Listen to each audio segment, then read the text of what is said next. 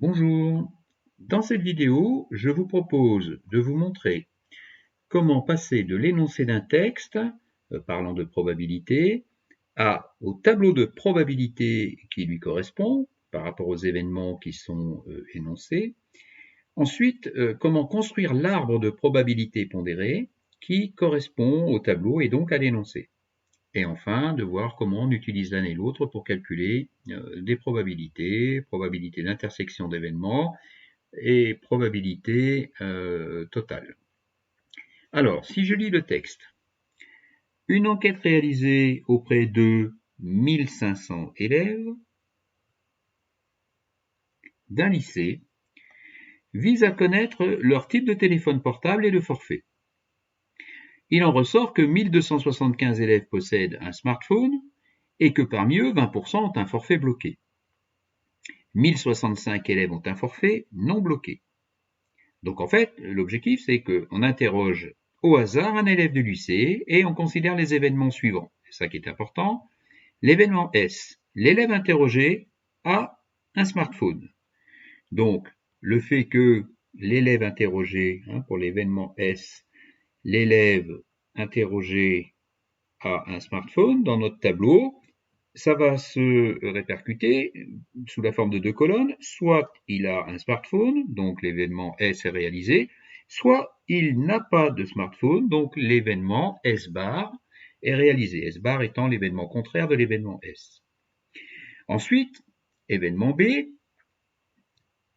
l'élève interrogé a un forfait bloqué. Donc, dans mon tableau, ça va se traduire par le fait que soit l'élève interrogé a un forfait bloqué, événement B, soit il n'a pas de forfait bloqué, et donc l'événement B bar. Alors en fonction de tout ça, je vais relire le texte et je vais essayer de compléter le tableau ou de comprendre les indications qui me sont déjà données. Donc, par rapport à ces 1500 élèves, alors je sais qu'il y a en tout 1500 élèves. Ça veut dire que le total ici et le total ici, eh bien, doivent me donner en tout 1500 élèves. Alors déjà, je peux déduire un certain nombre de choses. En effet, si j'ai ici au total 1500 élèves, c'est-à-dire les élèves, je le rappelle, ici j'ai le total des élèves qui ont un forfait bloqué, et ici le total des élèves qui n'ont pas de forfait bloqué. Donc la somme des deux, ça doit donner 1500. Donc j'en déduis assez facilement que 1065 plus ce nombre qui est là donne 1500, donc 1500 moins 1065, 435 élèves, ici, au total, ont un forfait bloqué, événement B, c'est le total de l'événement B. Alors de la même façon, je peux savoir ici, S bar c'est l'élève n'a pas de smartphone, sachant qu'il y en a 1275 qui possèdent un smartphone, c'est une information qui est donnée dans le texte, ici, 1275 élèves possèdent un smartphone, eh bien, j'en déduis que 1500 moins 1275, c'est-à-dire 225 élèves, ne possèdent pas de smartphone. Voilà, déjà, ça, ce sont des données faciles à déterminer. Alors ensuite, je continue à lire le texte. Parmi les élèves qui possèdent un smartphone, 20% ont un forfait bloqué. Donc les élèves qui possèdent un smartphone, d'accord, je regarde, ils sont 1275. C'est le total des élèves qui possèdent un smartphone. Eh bien, 20% de ce nombre d'élèves qui possèdent un smartphone ont un forfait bloqué. Donc c'est marqué là, à 20% des élèves ont un forfait bloqué parmi les 1275 qui possèdent un smartphone. Bon, bien, je vais faire mon petit calcul pour savoir combien ça donne. Donc, je vais le faire là, par exemple. Alors, 20% de quelque chose, je rappelle que c'est 20 sur 100 que multiplie. Donc, 20% que multiplie 1275. Donc, je prends la calculatrice et je trouve avec cette calculatrice 255.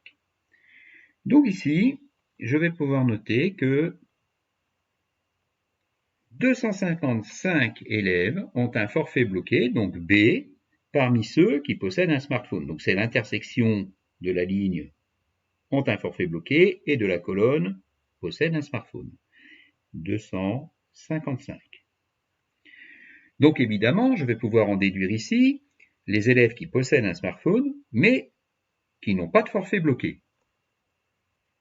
Je fais la soustraction 1275 moins 255 et je trouve 1020 élèves.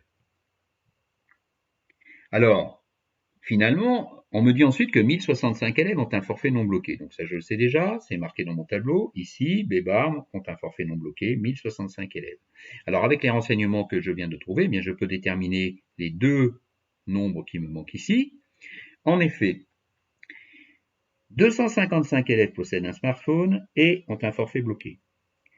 435 élèves en tout possèdent un forfait bloqué. Donc j'en déduis ici que la différence entre 435 et 255, ça me donne le nombre d'élèves qui ne possèdent pas de smartphone et qui ont un forfait bloqué. Donc je fais la soustraction et je trouve 180 élèves. Voilà. Enfin, la dernière case, je vais pouvoir calculer puis ensuite vérifier si j'ai bon, puisque ça doit croiser dans les deux sens, au niveau de la colonne et au niveau de la ligne, pour donner les totaux correspondants. Donc ici, 225 moins 180, eh bien je vais trouver 45 élèves qui ne possèdent pas de smartphone et qui ne possèdent pas de forfait bloqué. Et si je fais la somme 1020 plus 45, eh bien je trouve bien 1065, ce qui tente à me prouver que les résultats que j'ai trouvés dans mon tableau sont bons. Question B. Représentez l'arbre de probabilité pondérée de cette situation. Donc j'ai le tableau précédent, et à l'aide de ce tableau, je vais compléter l'arbre de probabilité. Alors, pour cet arbre de probabilité, je sais que à cet endroit-là, eh bien, ça s'appelle la racine de l'arbre. Et qu'est-ce qu'on fait? Eh bien, on choisit un élève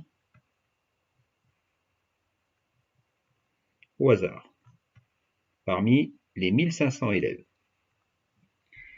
Et alors, on va s'occuper des événements qui sont énoncés dans le texte, c'est-à-dire, ou dans le tableau, qu'on retrouve dans le tableau. Pardon. Alors, si je prends, je peux prendre soit l'événement B en premier, soit l'événement S en premier, comme je veux. Alors, on va faire comme d'habitude, c'est-à-dire qu'on va prendre l'événement B. Alors, je choisis cet élève au hasard, deux solutions. Soit il possède un forfait bloqué, soit il ne possède pas de forfait bloqué.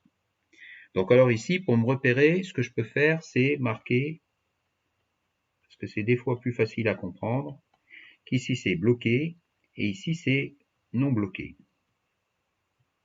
puisque c'est l'événement contraire. Voilà. Alors, ensuite, deux solutions. Une fois que j'ai choisi mon élève et que je sais qu'il a un forfait bloqué, deux possibilités, soit il possède un smartphone, soit il possède un smartphone, soit il n'en possède pas. Bon là, je ne vais pas le marquer parce que ça va de soi. De la même façon, si je choisis un élève qui ne possède pas de forfait bloqué, deux solutions, soit il possède un smartphone, soit il ne possède pas de smartphone. Donc voilà les différentes possibilités qui correspondent à l'énoncé de mon texte. Alors comment je calcule mes probabilités? Sur chaque branche. Alors sur le premier niveau, donc la racine, premier niveau de branche qui mène aux événements bloqués non bloqués, je vais ici calculer la probabilité de l'événement B, c'est-à-dire la probabilité de tomber sur un élève qui a un forfait bloqué. Et ici, évidemment, la probabilité que l'élève ait un forfait qui ne soit pas bloqué. Alors, voilà pour ces deux premières branches. Pour les suivantes, ici, sur cette branche, je sais que l'élève a un forfait bloqué. Donc, je vais aller calculer la probabilité que l'élève possède un smartphone, sachant qu'il a un forfait bloqué. Ça s'appelle une probabilité conditionnelle. La probabilité de S, sachant que B est réalisé. Donc évidemment ici, quelle est la probabilité, c'est ce que je vais aller calculer, que l'élève ne possède pas de smartphone, sachant qu'il a un forfait bloqué. Alors, sur la deuxième branche, là, l'élève ne possède pas de forfait bloqué, donc parmi les élèves qui n'ont pas de forfait bloqué, quels sont, je vais calculer la probabilité, que l'élève ait un smartphone, sachant qu'il ne possède pas de forfait bloqué. Et puis en dessous, évidemment, je vais avoir la probabilité que l'élève ne possède pas de smartphone, sachant qu'il ne possède pas de forfait bloqué. Voilà, ce sont des probabilités conditionnelles.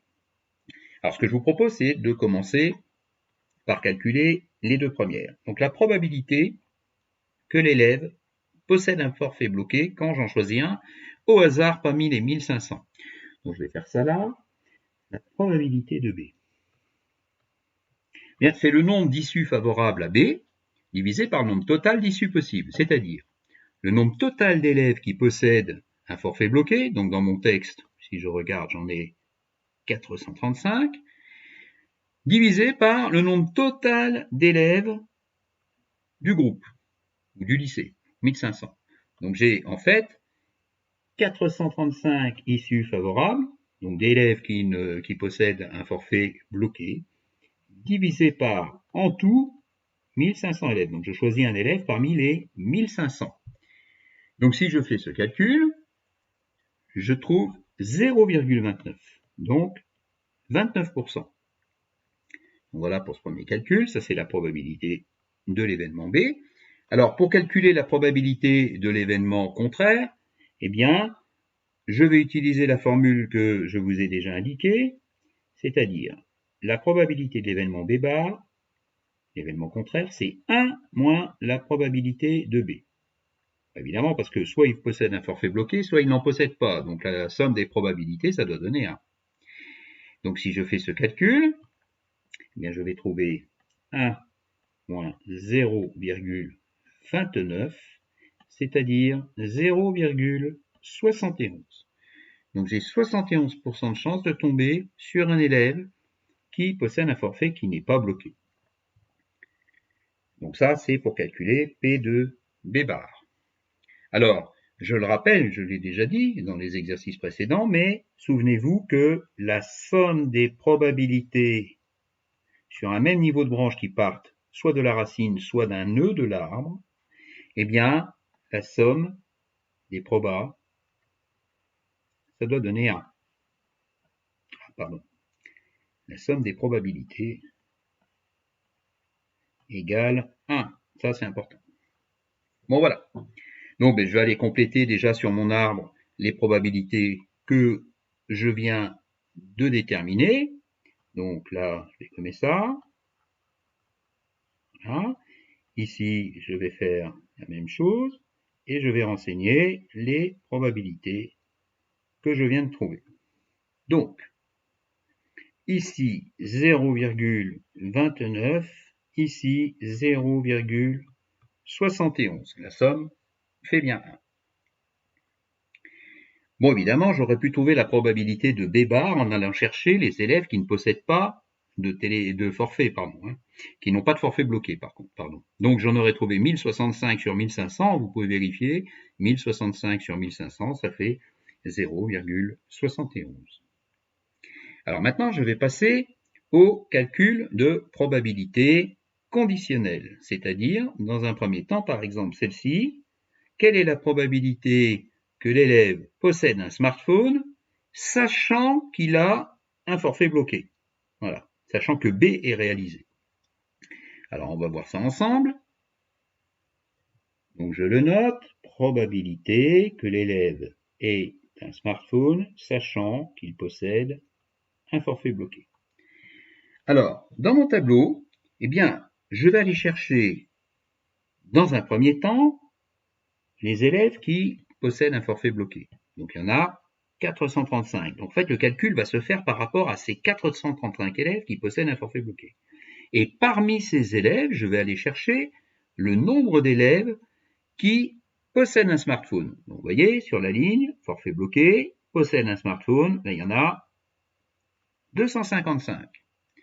Donc ici, ma probabilité conditionnelle, eh bien, ça va me donner 255 qui possèdent un smartphone et un forfait bloqué parmi ceux qui possèdent le forfait bloqué, c'est-à-dire 435. Donc je vais faire ce calcul.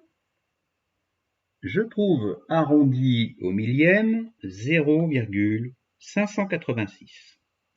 Donc 58,6%. les élèves qui possèdent un forfait bloqué ont un smartphone. Voilà pour cette probabilité. Donc, pour calculer la probabilité qui se trouve sur la deuxième branche, c'est-à-dire celle-ci, la probabilité que l'élève ne possède pas de smartphone alors qu'il a un forfait bloqué. Je vais faire comme d'habitude, parce que c'est le plus facile. Je vais dire que la somme des probabilités sur un même niveau de branche, c'est-à-dire partant du même nœud, eh bien, cette somme des probabilités, elle vaut 1. Donc ici, je vais en déduire que la probabilité que l'élève ne possède pas de smartphone alors qu'il a un forfait bloqué vaut 1 moins 0,586. Alors si je fais ce calcul, je vais trouver 0,414.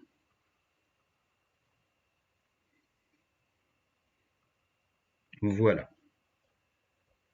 Je vais renseigner sur l'arbre les probabilités que je viens de trouver. Donc ici 0,586 et ici 0,414. La somme devant être égale à 1. Enfin, je m'occupe du dernier niveau de branche ici, du nœud qui correspond au fait que l'élève que j'ai choisi a un forfait qui n'est pas bloqué. Donc je calcule la probabilité conditionnelle du fait qu'il possède un smartphone, sachant qu'il n'a pas de forfait bloqué, que son forfait n'est pas bloqué. Donc je vais faire le calcul. Ici, je le note là. Donc la probabilité que l'élève possède un smartphone, sachant qu'il n'a pas de forfait bloqué.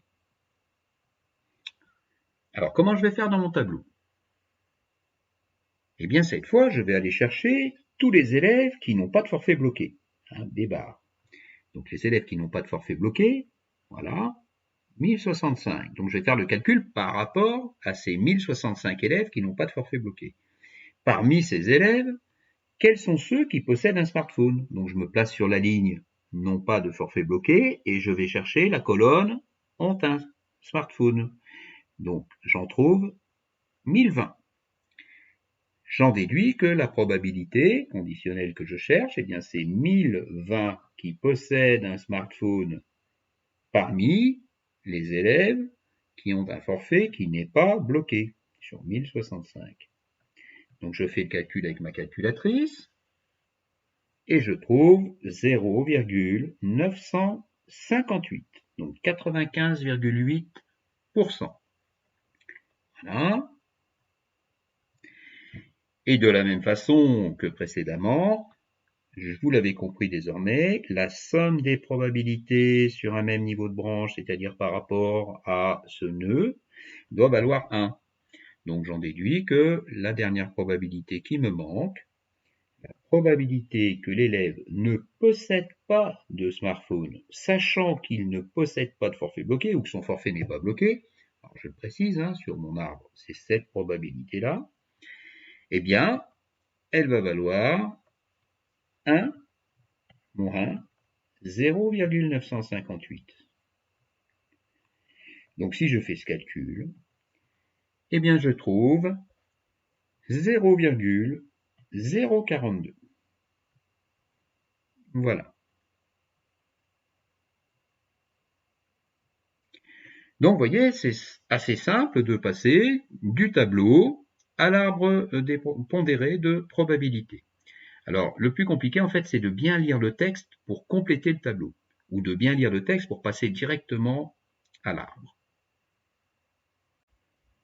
Alors, n'oublions pas de compléter l'arbre. Donc, j'ai trouvé ici 0,958 et j'ai trouvé ici 0,042. Bien sûr, on vérifie que la somme des deux probabilités fait bien 1, mais on le sait déjà. Alors, quelques calculs de probabilité maintenant. Je vous propose de le faire avec le tableau et avec l'arbre. On va vérifier que ça donne le même résultat. Alors, par exemple, je vous propose de calculer la probabilité que l'élève ait un forfait bloqué et qu'il n'ait pas de smartphone. Donc là, ce qu'il faut bien noter, c'est ça, là. Et, d'accord, il n'ait pas de smartphone. Donc, et ça correspond à l'intersection de deux événements. Comment je vais noter ça? Bien, la probabilité que l'élève est un forfait bloqué, donc B, et qu'il n'ait pas de smartphone. Alors, et c'est l'intersection, comme ceci, voilà, et, donc c'est inter, normalement je dois marquer, hein, mais bon, et, pas de smartphone, donc pas de smartphone, S bar. Voilà la probabilité que je dois calculer. Alors, pour le faire, si vous avez regardé les exercices que j'ai déjà corrigés, ou même si vous ne le savez pas, c'est très facile. Il suffit de repérer, en utilisant l'arbre d'abord, il suffit de repérer sur l'arbre le chemin qui passe par le fait que l'élève possède un forfait bloqué et qu'ensuite il ne possède pas de smartphone. Donc je le repère, ce chemin. L'élève possède un forfait bloqué et il ne possède pas de smartphone. Voilà le chemin. Et ensuite, eh bien, je multiplie les probabilités que je rencontre sur le chemin. Donc, qu'est-ce que ça me donne? Ça me donne 0,29 que multiplie 0,414. Voilà. Je vais faire ce calcul. Je trouve 0,120, puisque j'arrondis au millième. Voilà. Donc, avec l'arbre, je trouve que j'ai une probabilité de 12%, 0,120, de tomber sur un élève qui a un forfait bloqué, mais qui n'a pas de smartphone. Donc ça, c'est avec l'arbre. Si je veux calculer la même chose, cette fois-ci, avec le tableau. Donc avec le tableau, la probabilité de B inter S bar, c'est-à-dire l'un et l'autre, voilà. Il a un forfait bloqué, mais il n'a pas de smartphone, avec mon tableau. Alors, là, c'est facile. L'intersection avec le tableau, c'est le croisement. Il faut que j'aille chercher, que je repère le croisement du fait que l'élève possède un forfait bloqué et qu'il ne possède pas de smartphone. Et ensuite, il faut que je vois par rapport au nombre total d'élèves qui participent à l'enquête. Donc, le nombre d'élèves qui possèdent un forfait bloqué, ils sont sur cette ligne, d'accord, et en tout, il y en a 435. Ceux qui ne possèdent pas de smartphone, ils sont sur cette colonne, d'accord? Donc il faut que j'aille chercher le nombre qui est à la fois sur la colonne S bar et à la fois sur la ligne B. Donc je le vois bien, ce nombre c'est 180. Et donc en fait j'ai 180 élèves sur 1500, si je prends un élève au hasard, qui ont un forfait bloqué et qui n'ont pas de smartphone. Alors je vais calculer ça. Donc ici, 180 sur 1500. Alors, en théorie, ça devrait me donner 0,12. Donc, je prends la calculatrice et je le vérifie. Eh bien, en effet, je trouve 0,12. Donc, je vais marquer 0,120, c'est pareil, puisque ça me fait un résultat arrondi au millième. Bon, ça tombe juste le calcul, mais ça me permet d'avoir le même résultat que le précédent. Donc, vous voyez, avec l'arbre, ici, avec l'arbre,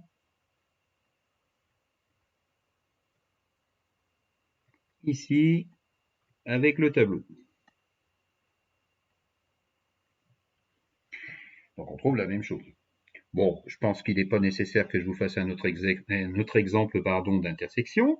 Je vais vous proposer maintenant de calculer une probabilité totale. Alors une probabilité totale, je vais vous montrer en quoi ça consiste. Alors, question, quelle est la probabilité que l'élève ait un smartphone? Donc voilà, choisis un élève au hasard, quelle est la probabilité qu'il ait un smartphone? Alors, on va commencer avec l'arbre, on va faire la même chose qu'en haut. Et comment on procède? Je vais déjà repérer tous les chemins de l'arbre qui mènent au fait que l'élève ait un smartphone. Donc, alors, qu'est-ce que j'ai comme chemin?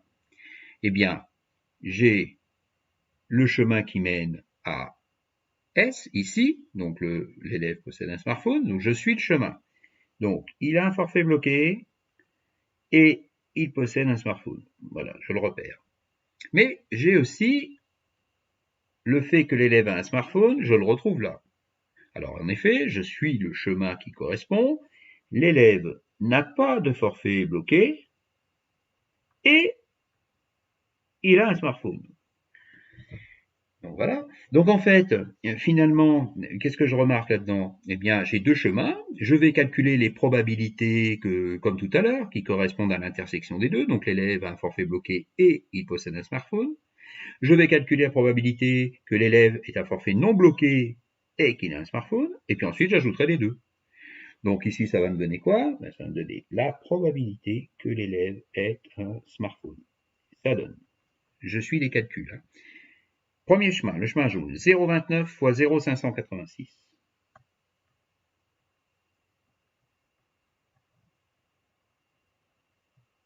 Donc ça, c'est le chemin jaune auquel je vais ajouter les probabilités que je rencontre sur le chemin vert, c'est-à-dire 0,71 multiplié par 0,958.